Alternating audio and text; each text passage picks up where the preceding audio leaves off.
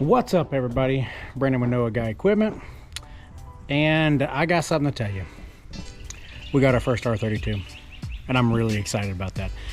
I don't know if everybody knows us, but as big as we act and as big as we, talk and we like to be a big presence in the online community, we've only been doing this since about like December. I think December was finally we actually got our first batch of R10s and like one R15. So we've been slowly stepping it up as we go. It's the way to do it, if you're not looking to make too much profit off it right off the beginning, and you're just going to reinvest. So long story short, we got that guy now. Yep, right there. Our very first R32. We are so excited about this. We've only sold like one or two R22s, and those were really exciting, but I didn't feel like it was quite as big of a deal as the 32. The 32 is just, man, this thing's a monster. I mean, you look at it, I'm almost 6 foot tall, and that thing is towering above me easily. So I just figured I'd kind of throw a little walkthrough together, give you my first thoughts on the machine, tell you what I like, tell you maybe what I don't like. So far, that list is short. Let's get into it. First, let's start with this thumb. And man, what a unit that dude is. That thing is a beast. I'm not entirely certain about this cylinder, because it looks to be about the same size cylinder as that's on the R10s. So I'm not super confident that that's gonna hold up. I'm sure they have some kind of pass-through system where basically when this thing gets overloaded, it bypasses. That's how most thumbs on most of the bigger machines are set up. Just because if you ever ran a machine, you know that the bucket curl is probably one of the strongest things on the machine. I mean, you can literally lift the whole machine with just bucket curl. That being said, I love the design. I love how it angles out and it goes up around the boom. That gives them a lot longer distance on these. As you know, some of these machines, the thumb will miss the bucket and you'll end up with your thumb inside the bucket. This doesn't happen. I've already tested it. However, one thing I have noticed is that due to this little angle right here, it gets wedged and it kind of gets hung up, and without wiggling the thumb and wiggling the bucket, it kind of gets wedged in there and it gets stuck. So moving around to the front here, I did happen to notice that they don't put the shielding on the bigger machines. I don't know if that's I don't know why they do that. It seems like, I mean, they do it on the 22s. It seems like it's a good idea. Of course, they didn't do it on the top one. They put one here. And on the older 22s, last year's models, the teeth would actually impact right about here if you didn't really watch it. And it's a good thing the shielding was there. I don't know why they wouldn't shield the other ones. I mean, to be fair, most large, big brands don't have shielding on the cylinders, but I think it's just something that people come to expect with Rippa is the shielding. But I could be wrong about that. As far as auxiliaries go, these look good. 1/2-inch flat face connectors, one on each side. You have to forgive the dark sides over here. We only got 2 lights up in our shop so far, and apparently it's starting to rain.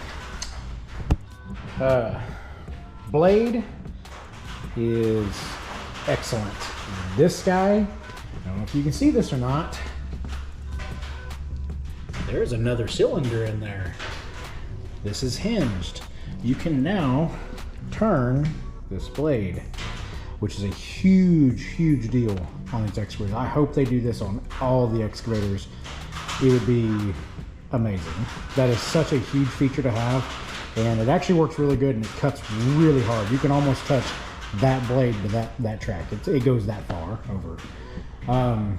Moving up to the cab, it's good. I mean, the speakers are speakers, the light's a light. They've still got the old screen in here. I don't think they had many issues out of these just because they weren't exposed to the weather like the 18s were. But they're okay. Everything's still in Chinese. The temperature's still in Celsius. And the Bluetooth connection is tricky to get to unless you got your good Google Translate. AC blows cold. They still have the valve on the engine. I'll get to that to turn on the heat. They actually did add a little electric heater. I haven't messed with it though, So, big upgrade is they got these nice new heavy duty mats instead of the old whatever those floor mats were. Those things were a little silly. These look really good. They're good thick rubber, gonna be easy to take out and clean. I like that it says Rippa on it. That's a good deal. I like that. I don't know if these were always on the 32s, but the 22 now has a latch that you can pull the door shut with. If you've ever been in a big brand excavator, that's a huge deal because you don't have to get up and you don't have to get up out of the seat to shut the door if you wanted to. Of course, it's still got the button right here, and then there's your interior door latch there.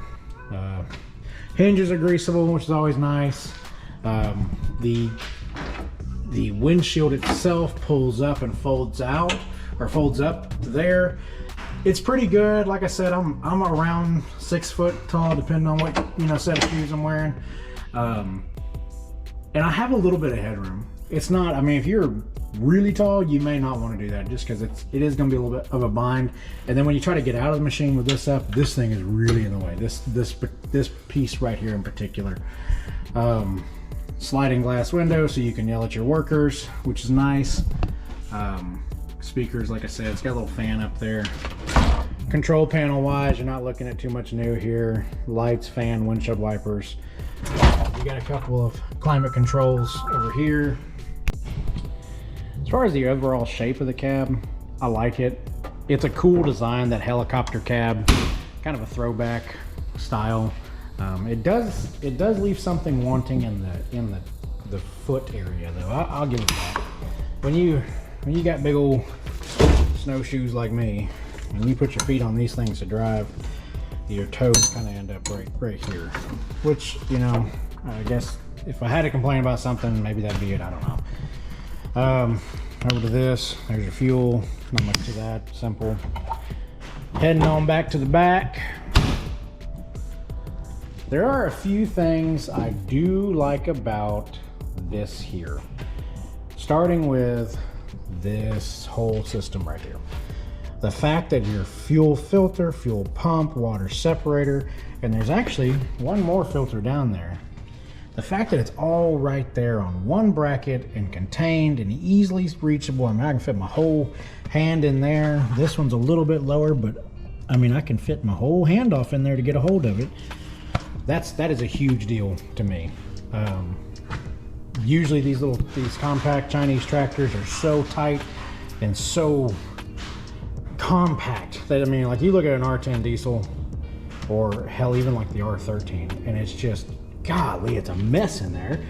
I will say one thing, and I have heard overheating issues with these machines, and I'm wondering if it has something to do with this whole system right here.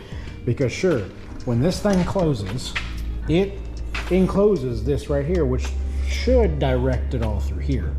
But here's the thing, is if you look here, there's a hole. This is sealed here, but this is a hole here. There is a massive hole here. There's a reason when you go out and you look at your car, these are stacked one on top of the other, and there is a fan shroud that seals it right there. And I reckon what's probably happening is this little fan here pulls a lot of air, but it doesn't pull directly through these fins. So if you've ever taken a fan shroud off a truck and worked it, you'll notice there's a difference in the temperature. And I believe that's it, because there's no shrouding here. There's nothing to focus the air. Air moving around this thing doesn't mean it's cooling. Air has to move directly through here to make this work. And especially when all it's got to breathe out of is this little vent right here and this little vent right here. And that's pretty much it. So all that air gets in through here and it goes around it. I mean, you can look, you can see my fingers. That's how much room is going through here. And I believe if you were having an overheating issue, that's probably it. I would advise maybe taking some tape and just taping over that, just to focus the air through the fins themselves. That is one of the biggest downfalls in some of these designs, is they didn't think it through very well, and it could be better. Moving around to the other side of it, I do like this whole system here, this clamshell latch system. which is just great. It feels very much like a modern machine, very much like a big name machine.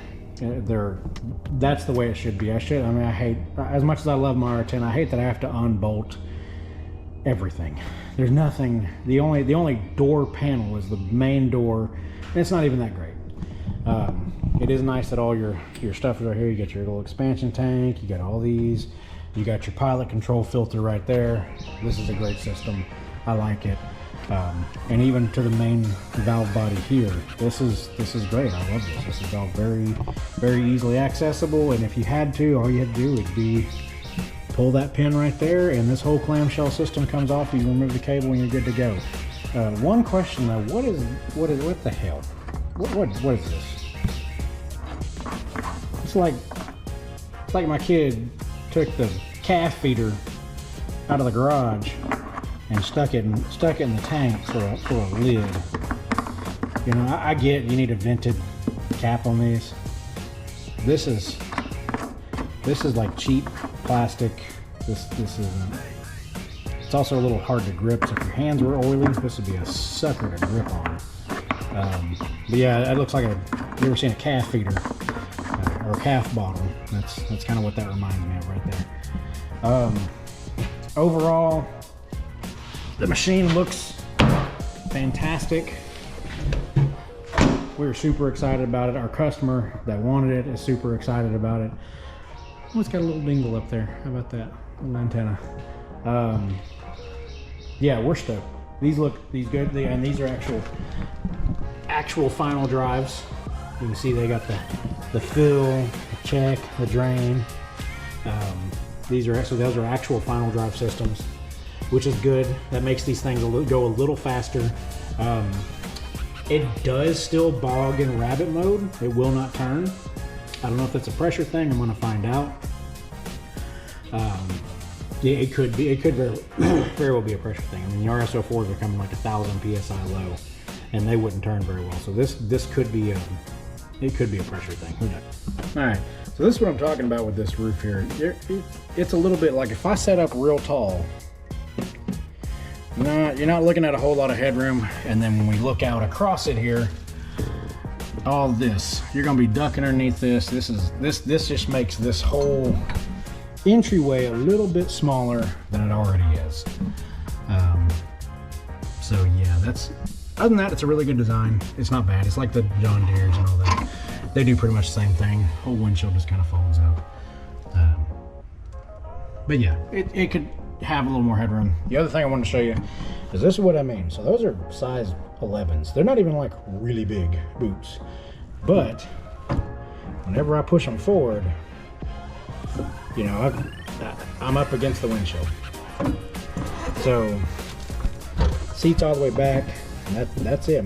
I have to put my feet like tippy toes up on there if I want to drive with my feet, which I don't always do, but boy, it is convenient, especially if you have to move and maneuver the bucket. Sometimes, you know, you're twisting around, trying not to tear up the grass, so you're lifting your machine up with your bucket and spinning around. So yeah, a little more foot room would be nice too. It is nice how they put the thumb control over here though, and then the other one. That's a good feature. I like that. Those are nice. They did put the swing boom over here. They've actually labeled it. It's nice. I like to have that. Over here, just your horn. Cut it on.